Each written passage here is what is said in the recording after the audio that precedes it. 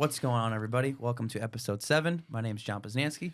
And I am Harry, and this is Destination Talk with Paz and Harry. And once again, we are coming to you from Chop Studios, located at 750 Route 34 in Matawan, New Jersey. If you have any questions for us, or if we fail to ask a question that you wanted to hear us ask one of our guests, you can please reach out to us on our Instagram page, destination_talk, or you can email us at destinationtalk101@gmail.com. We are joined today by Sebastian Montlouis, Delaware Valley University football player.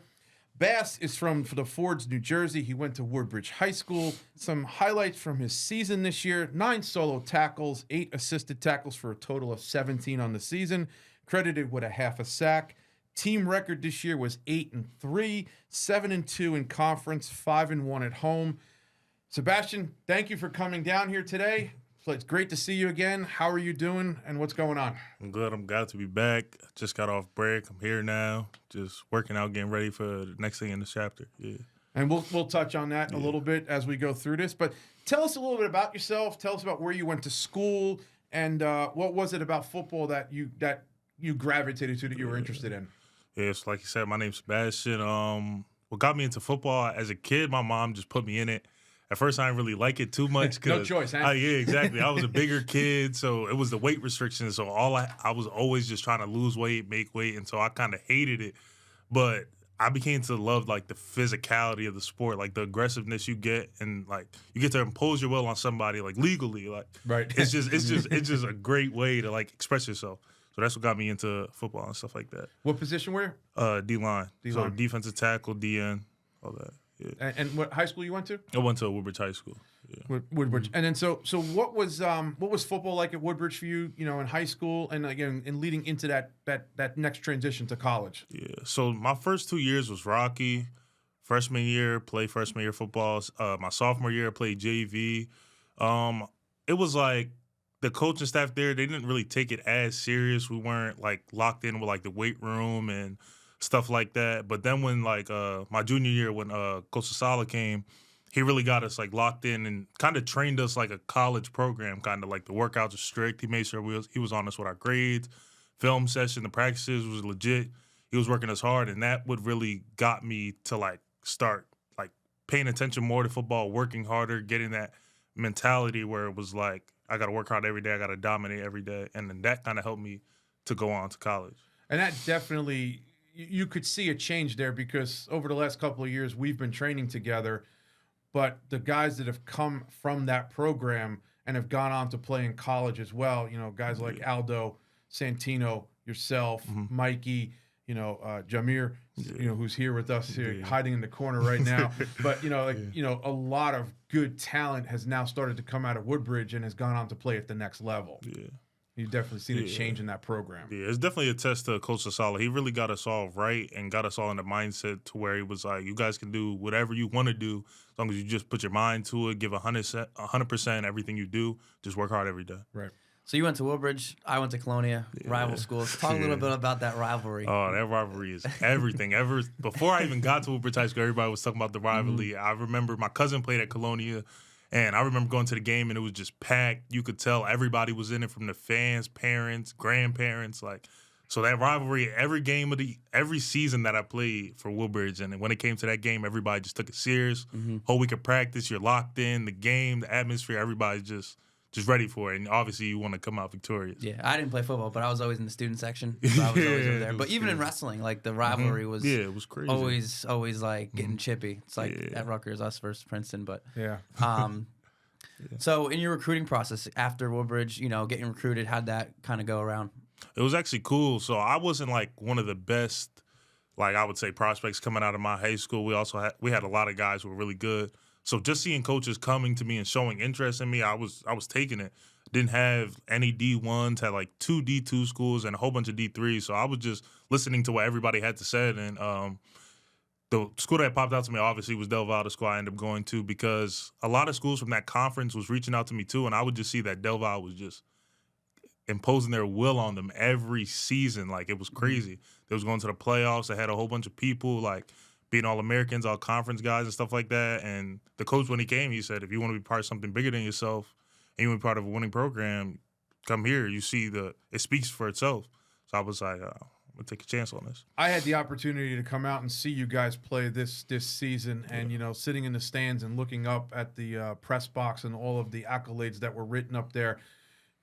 For a Division III program, you guys have had a lot of success, and I know you guys went on to play in a version of your own of a bowl game at the end of this season, and it speaks highly to the program that's over there at Del Val, the coaching staff, and what they're doing. And it's got to be nice to know you were part of a winning tradition and a very good program. Yeah, I just love that fact of it because, like, our standard every year is win our conference, playoffs, and then win a national championship. Like, it's no just, win a couple games, get by here. Every year, like, even this year that we had the bowl game, everybody was still, like, they wanted to make the playoffs. They wanted to make a push. But even though that happened, we still played the bowl game and gave our best. That's all you can ask for. Yeah. What's your major? I'm a sports management major, so it's like under business administration. So, yeah. And what would you like to do with that post football? Yeah, with that, I've been looking into like working at a sports facility, whether that's like a training facility, whether that's like a major league, like NBA, NFL, most likely NFL. Just working there, seeing if I could be part of the team and just staying around sports because I just love sports. Where are you? You're a senior? Yeah, I'm a senior. Yeah. Any eligibility left, or is this it? Nah, this is it. This is it? Yeah, this is it. This is the last run. This was the last run. Yeah, it was the last run. I'm just ready to take on whatever's ahead of me. I'm happy I had a chance to come out there and see you guys play this year. Sure. It was a lot of fun that day. Yeah, So how have you grown and improved as a player through college? Talk a little bit about that. Yeah, definitely took film more seriously and my knowledge of the game got better. When you watch football, you're just like, hit people, score touchdowns, all that. But the little stuff, like, as for a D lineman like me, looking at a lineman's hips, looking at his feet, looking at his timing, watching the quarterback, his eyes, his tendency, his hands, what he's doing with himself. So I just really made me pay attention to the little details that everybody on the team does, even personnel watching to the sideline if they give certain checks and stuff. So it really made me pay attention to the little details from high school to football, college. Yeah, I know personally, and you and I have talked about this because we trained now for 2 summers. Yeah. And when I first saw you, that was the thing we were working on was your footwork. Yeah. And this past summer, night and day. I mean, you're a big guy, but you are nimble. You can move. Your footwork, I mean, it changed completely from last summer. And that's a testament to the work that we've done, you've done. Sure. And I know everyone would just say, man, they couldn't believe how quick you were moving in some of those exercises we were doing. You were out doing some of those little guys we had in the room with us over there. As much as it was me putting in the work, you really got me right with like having me doing the right stuff and just pushing us hard every day. Like, obviously we came in there knowing we were going to work hard, right? But you were pushing us to that level. And obviously as guys, we always love competing. Right. So when everybody's in there competing and stuff, it just makes you want to get better. It's just great atmosphere. No, I do appreciate that. You guys, all of you have made my job easier because when you're working with 10, 12 guys of your caliber, you just show up. I know you guys are going to work. We do what we have to do, and that hour's done, and and then you're moving on to what you're doing, your lift or whatever the case may be. And no, I do thank you. You guys, you busted it a lot these last couple of summers. That was cool for me too. I got to join some of their workouts. Did. So I mean, I trained with Avery too, but I trained with all these guys. So it was definitely a good competitive atmosphere. Got me going a little bit too. So to that point, John brings up a very good, good point there. He trained with a college lacrosse player.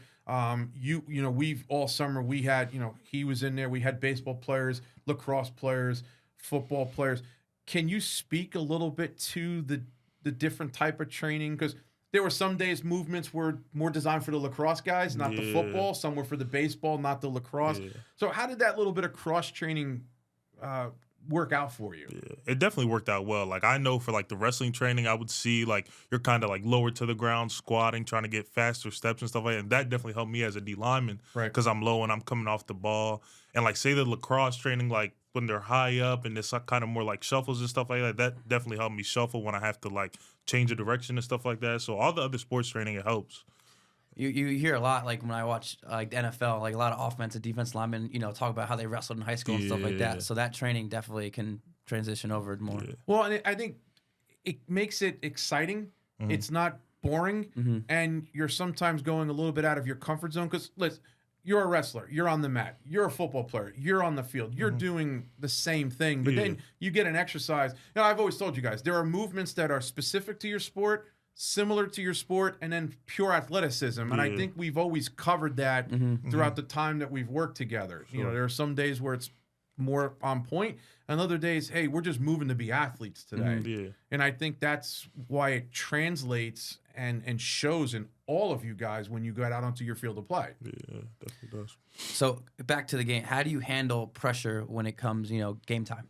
Game time. So when I was a freshman coming in, because I had some play time my freshman year, I was in my head way too much. I just always was focusing on doing my job, and that kind of hindered me from making plays because it was like I have to make sure I'm in this gap. I make sure I'm not messing up when anybody else has to do. And sometimes in football, that's not the way it is. Sometimes you got to get out that comfort zone a little bit and just loosen up a little bit. And that's what I've learned over the years.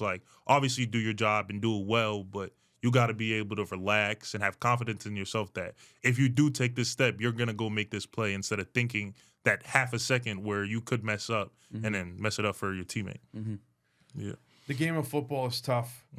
Injuries are a part of the game. Yeah. Have you dealt with injuries? And if you have, how do you handle that? Because it's tough to be on the sidelines watching your brothers play when you can't be out there. Yeah. So my junior year at Delaware, it was the third game of the season. Got my left Achilles rolled up on, and I'm trying to finish the game. I'm trying to play, but I just couldn't put any pressure on it. I just thought it was a ankle sprain, and it lasted for that whole season. I took a week or two off. Thank God after that game we had a bye week, so I really was able to rest, but I definitely rested too fast, and that whole season I was kind of limping around. Sometimes it was good, sometimes it was bad, but it was just always there. And what kind of helped me with that was I had to really listen to my body, and it really made me understand okay, this is hurting and this is an injury. So that process really taught me okay, am I really hurt? Am I hurt just a little bit, or am I injured? And so I just leaned on God, and I made sure I was taking everything extra seriously, physical therapy, my treatments, the ice baths, everything I could to get myself back to 100%. Because obviously when you're out there, you love your sport. You want to be out with your guys, but being out there hurt, it's not helping your team. So you got to find some way to get the treatment done and get better so you could be out there 100% with your guys. Can you kind of run me down what a day looks like for you at school? Yeah, so I would wake up, and we would have lifts in the morning. So I'd probably go to the 8 a.m. lift, get my lift from 8 a.m. to 9. After that, I would probably have classes from around 9 to probably 1 or 2. And then practice would be about around 4:30. Throughout that day as well, I would go to treatment and just work on anything that's going on with me that I feel like I could work on. And so I'll do that throughout the day. Then practice would be 4:30 to 6 or 7. After that, you would have study hall or meetings. And then after that, your day's over. Full-time gig. Yeah, full-time. Full-time job. Full-time I've gig. been saying this every episode. Yeah, it's crazy. Well, I think it's important that message gets out to the listener because, the goal of what we're trying to do here with Destination Talk is have this message hopefully resonate with the young athletes, the parents that are out there who have kids who are trying to get, or not trying, or are in sports, have these visions of going on to play at the next level. I had mentioned on a previous episode that there's a stat out there that says only 7% of high school athletes go on to play in college. Yeah. And so when you think about that, that's not a large number. It's not. Now, one of the things that I've come to learn in this industry is that there are so many more schools I'd never heard of before. Yeah, it's crazy. It's funny. I have a friend that at one point in time lived in Doylestown, Pennsylvania, and then that's where your school is. Yeah. And I've driven past your school probably a handful of times, but had no idea it was even there. So there's opportunity, but the opportunity is only going to go to those who actually put in the work. Yeah. Obviously. Speaking of a full-time job, so to speak, how do you balance that academic and athletic life that is required of a collegiate athlete? It's so hard, honestly. Especially at our school, we train one of a D1 program, so we're working out hard every day. The practices are hard. It takes a toll on your body, your mind. So they really get on us with the study hall, so we make sure we're in study hall. I know for younger guys, they're in there three times a week. Older guys, they're in there twice, and they will work with your schedule when you're an older guy.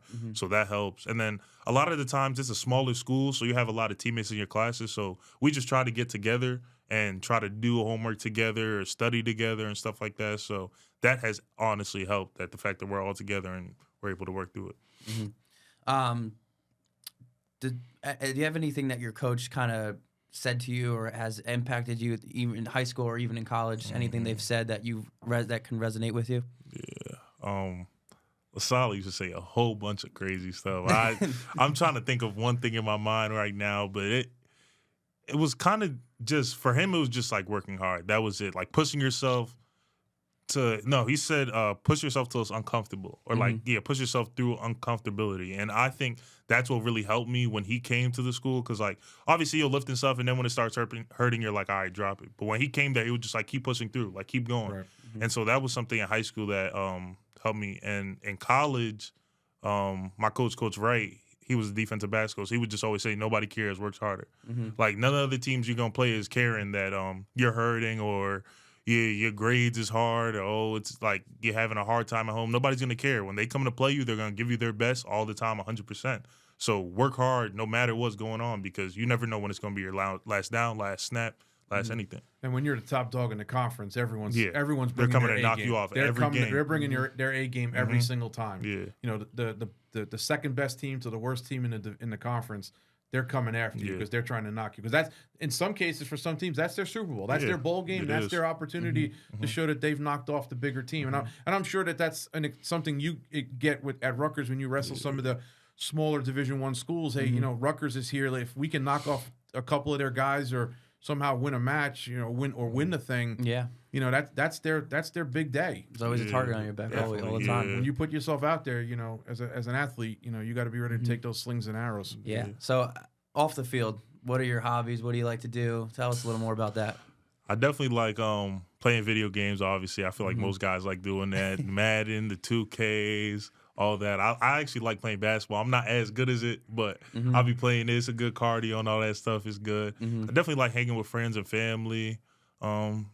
I like travel. I started getting into traveling these past couple of years. I like going out the country, seeing nice places and stuff like that. You've been to a couple of nice places these last couple of summers. These past couple of summers, I went on some cruises. Cruises is the best. You have to go on a cruise. The food is amazing. I never been on a cruise. You have to go. It's a great time. You see so many different places in the span of a week. It just opened your eyes and like, the world's really like huge and it's so different. Like it's tough. Very different. Yeah. Football can be an emotional sport. How do you keep those emotions in check? How do you handle maybe disagreements in game with teammates? Because it's competitive. Yeah, it is. Coaches. Have you experienced that? If you have, how do you keep that all together? So the one thing with that is something at Delaware that we preach is that we're a family. So like obviously families argue and bicker and stuff, but I feel like the most of the times when the arguments happen, that's what we revert back to is that we're family. So we're gonna work this out whatever it happens. Like, obviously, it happens with your teammates when somebody makes, like, a bad play. Then you're yelling at each other on sideline, like, oh, what's going on? But you have to, like, understand, like, who your teammates are. Some people you can't yell at and be like, oh, come on, like, get your stuff together. Some people you could be like, all right, come on, let's go. And they'll just lock in and let's go. And that's kind of the person I am. Like, I know, like, sometimes you jump off sides. My guys could just yell at me, be like, bro, what are you doing? And I'll be like, all right, bro, I got your back. Like, as simple as that. And so it's simple stuff, just knowing your teammates and being able to talk to them in the right manner. And so as we're known as a family, you get to know your players and stuff like that, and then we speak to each other the way we're supposed to, and it works out. Conversely to that point, it's knowing who needs the pat on the back and saying, all right, then, you know, don't worry about it, we got you. Like picking your teammate up. Yeah, of course. You know, and from that regard. So who's your favorite NFL team? Favorite NFL team, Green Bay Packers. I think we're going to go to the Super Bowl this year. Any other team that's in the way, y'all better be careful. Jordan Love, he's looking good. That's my favorite I hope team. He looks good this week because I got him in the running back in my fantasy football semifinals. He got you. Josh Jacobs I need crazy. those two guys to come through for me this week. Sure.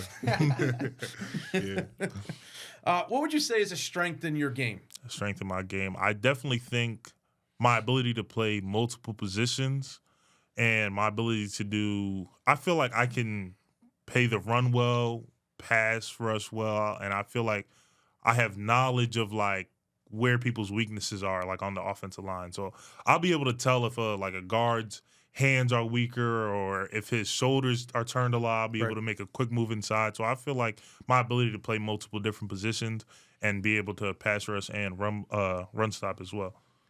Yeah. So what does life look after football for you? Right now, I'm trying to figure that out now. I have a bowl game called the Dream Bowl I'm playing in January 16th to 19th. So I'm going to see what I can do with football there. Of course, I want to keep playing, but if it's not in God's plan, it's not. So either I'm going to keep going with that or I'm going to try to chase something with my degree in business administration. Like I said, seeing if I could play, work in a facility somewhere so that's nearby home, hopefully. That would be cool. College sports in the last couple of years have changed. Yeah. There's a lot of change going on. In the time that you were at Del Val, how have you seen the game itself evolve and just the college landscape evolve and change also? I would say like a big change I saw, it was two big changes I saw. In my sophomore year, we were in the playoffs and we played a deaf school.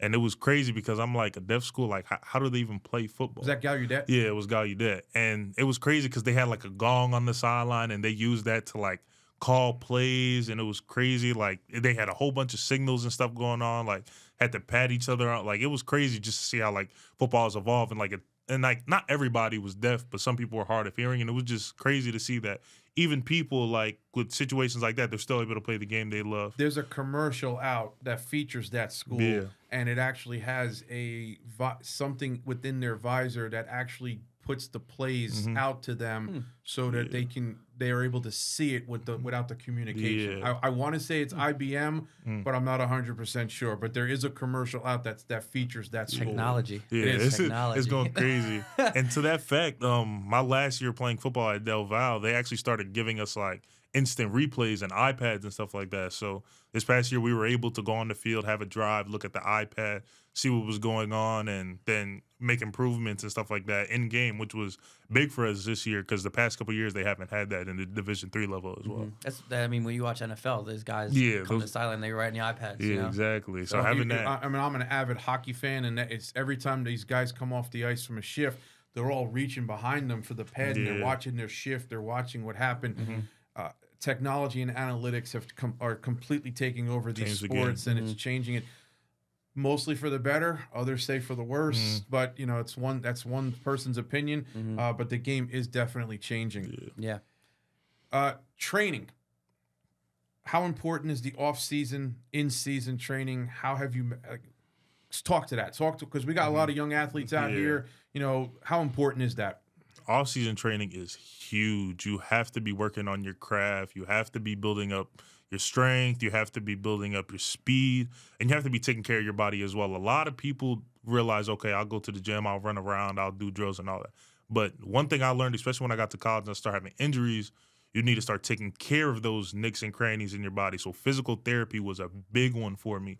Along with the weight training and the speed training, you need to also do the physical therapy, take care and get treatment on those places that ail you to help you get better with your speed and your lifting and stuff like that. And also in season, some people say, oh, I don't want to lift in season and stuff like that. But that maintaining your strength is crucial so you don't lose all that weight you built up in the summer and the speed. You should keep like running, nothing crazy, but like running on the bike, something, maintaining that.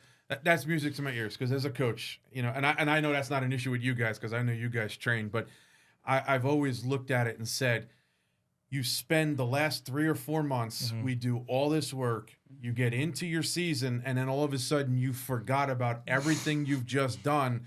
And then when you come back to see me, you kind of want to know why you're back to where you were the last time I saw you. And my first question always is, well, what were you doing in season? And not all the time, but most time is, well, I was just playing and practicing.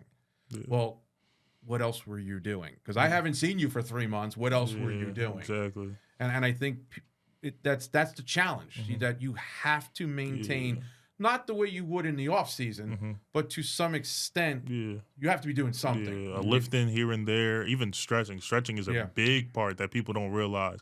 Because a lot of people just go into stuff not stretching stuff. Stretching is a key, especially to keep your body well and at 100%, even better than that. Even spa work. My guy over here likes to go to a certain spa. The spa. I had a sauna house. Oh, I love the sauna. Yeah, that's great. You need to do that. So, any advice to younger athletes?